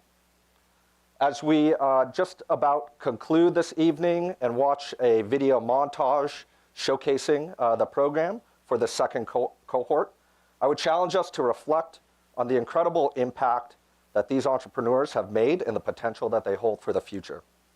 Their ideas and innovation have the power to change the world. Likewise, to those of you in the audience or watching at home, please consider joining our Dirigo Labs Mentor Network, but also please consider having that coffee meeting with that entrepreneur or that startup, assisting on that technical assistance opportunity, or maybe even helping on an investment raise. Thank you again to our founders, our entrepreneurs for their hard work and dedication, and thank you to all of you for joining us tonight in this celebration of innovation and entrepreneurship in downtown Waterville, Maine. So without further ado, it is my pleasure. I'd like to again say a big thank you to Skowhegan Savings Bank for the second year in the row now, who will be providing the $25,000 first place cash purse. In addition, I would also like to make note that because of our amazing partners and funders, all the entrepreneurs this evening will be awarded a one-year membership at Bricks Co-working and Innovation Space, and the first place winner getting a 2-year membership at Bricks. So with that, I'd like to say again, thank you and welcome to Skowhegan Savings Bank's EVP of Sales and Customer Relations, Mr. Dan Tilton, for some remarks. Hey, Dan. Cheers. Good evening, everyone.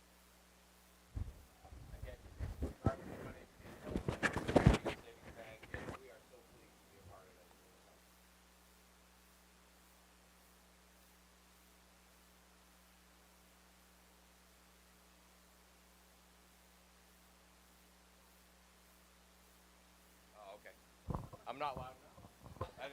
That's something that's never been said to me before. But Garvin, thank you for that. We want to thank everybody that's in attendance tonight, certainly of the 11 cohorts, Kim at the Chamber, Susan, thank you so much. Everybody that's been part of this. What an amazing thing. Our judges, we did have one of our commercial lenders, John. I was going to take a jab at him, but he's not in the room right now. So I had second doubts, but I'm going to do it anyway. If anybody saw the picture that was up there, I swear that's like a 20-year-old picture. He looks, and I don't know how we made that happen, but I'm sure he's very thankful to our marketing team for that. But what a great thing that's happened over the last 12 weeks. I wasn't here at the very beginning, but I heard a lot about it early on and how far these companies have come. A little bit about us, and again, I'll be brief. Garvin stole my thunder on the timing thing, so I know Susan's watching closely. We have 12 locations, all in the state of Maine. We are a Maine bank.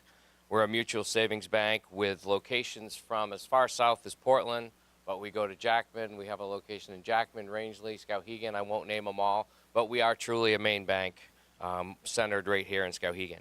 We've been in business for 154 years.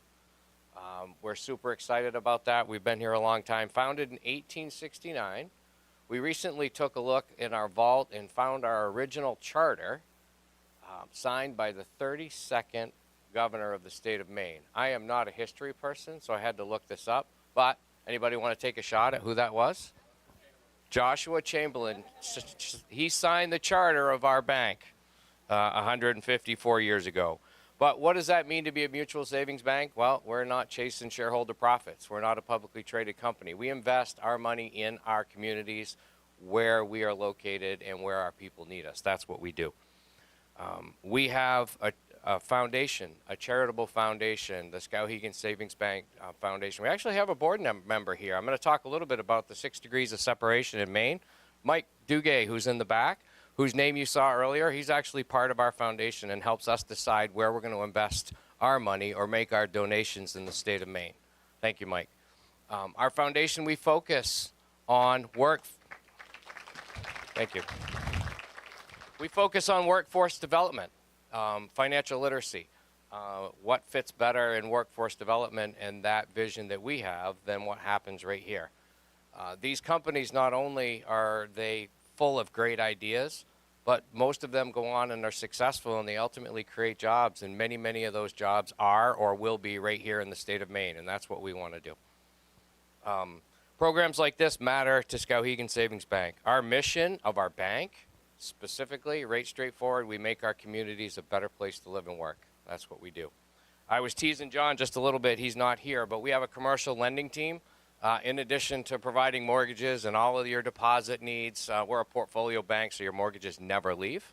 So they stay in our house. But our commercial lending team, they're actually, the vast majority of them are either currently small business owners in the state of Maine, or they have been small business owners in the state of Maine. So they're really connected to what's going on here and have a very good familiarity of what happens.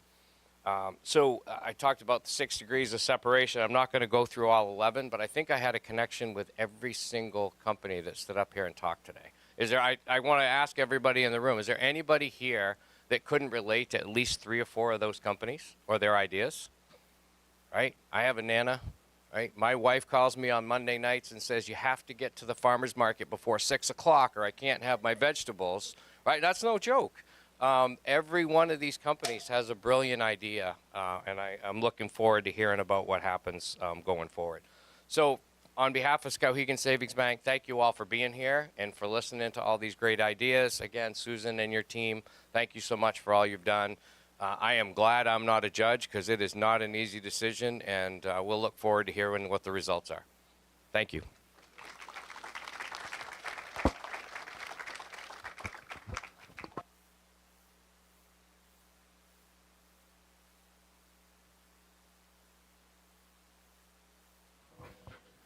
Every cohort is different. And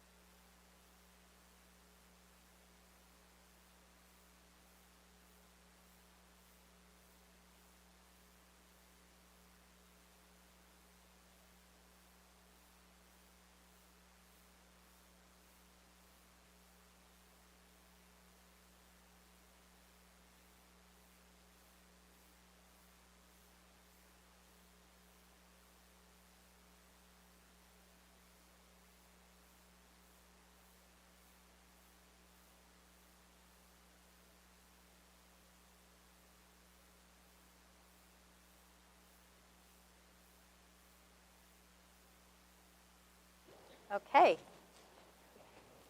So is it my turn now, Garvin, to spend some time talking?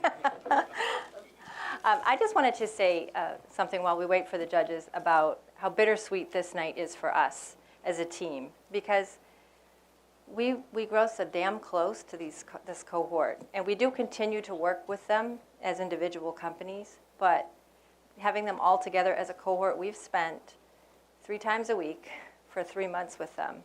And so we become so invested in their journey. And we won't have them all together. We'll have a reunion, guys, prepare for that. But we won't have them all together all the time. And so even though this is such a celebratory event, it really does mark well, it's a little sad. It probably feels like graduation day to a teacher in some way. And they're just such an incredible group of people. And we're going to miss working with them together very, very much. And lastly, Jeremy Barron is sitting back there, and I didn't get a chance to acknowledge his amazing contributions to us. He's our first ever entrepreneur in residence. Jeremy is just phenomenal. I could talk a lot about his academic background and his spectacular startup exit, but what he's really great at is being such a cheerleader for startups. And I think when you are a founder, you vacillate. You have peaks and valleys, and just having someone who can be in your corner and listen to you and be a cheerleader for your idea, I think is so important. And Jeremy, you may have heard, will be the director of the Halloran Labs. So I'm so excited about that, because what that means for Dirigo Labs is a continued partnership and opportunity to work with Jeremy and his new team. So we're so grateful to you, Jeremy. Thank you so much. So next, does anyone have any good jokes? Emily, can you do a tap dancing? Gabe, we haven't heard from you. Hi, I'm Gabe. Do you want to announce the... You should do that. Emily has got a big announcement on the...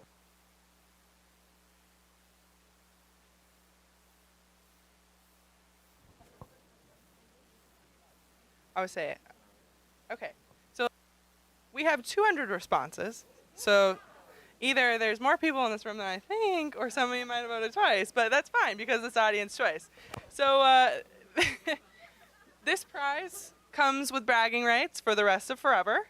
And of course, a welcomeness to join us at Bricks anytime you want, which you all have, but extra to this person, because everyone wants to win something. So overwhelmingly, there's one company that is the audience choice, and I think just based on how many signups he had for people attending, I maybe could have guessed where this was going, but Jake from Sled Tracks, congrats.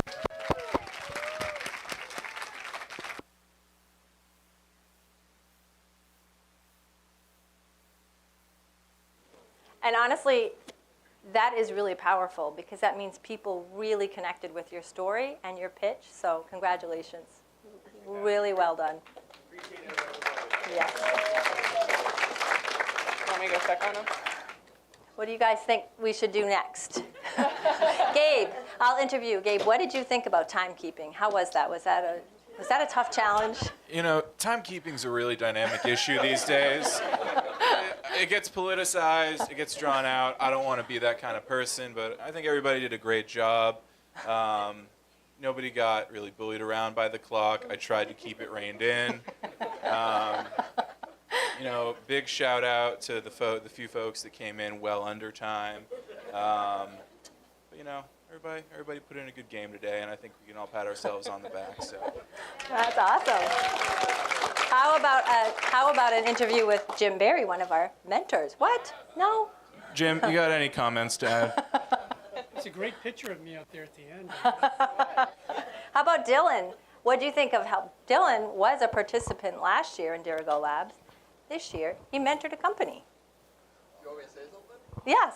Tell us about your experience at Dirigo Labs. It was great. I had a great company I mentored. Hopefully, that's what she's like. But she's great. I love working with her.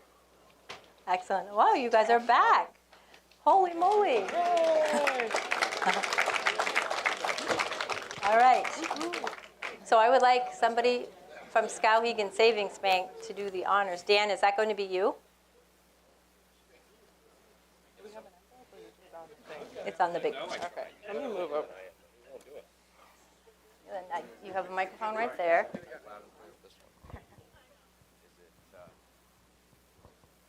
Are we ready for this yet? We're not, are we?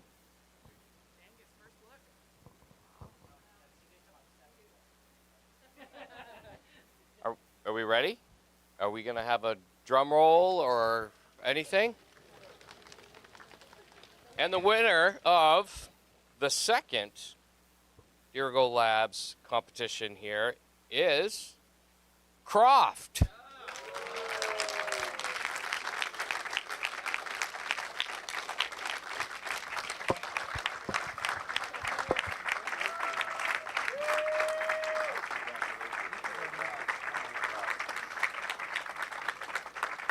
probably have to say a few words now. Yeah, it's okay. All right. Wow. That's actually surprisingly emotional to win that. So thank you. And I think part of it's, just being a part of this program and seeing how much Susan and the team care about these companies. And everybody here has worked so hard in this program that it just means a ton to do this. And you know, a number of people have said this, but we do want to put all of this towards the apprenticeship program to create more jobs in the state of Maine.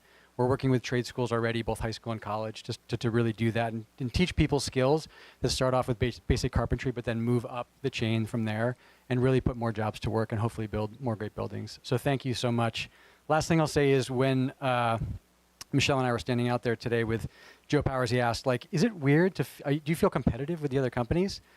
You know, and I sort of thought about that, and I didn't feel competitive at all because, you know, I said I've really come to love these companies, and for me, like whoever walked away with this, I was going to be super excited about. So, on behalf of the Croft team, my partners Ian and Andrew, thank you very much. This means a ton. Appreciate it. Thank you.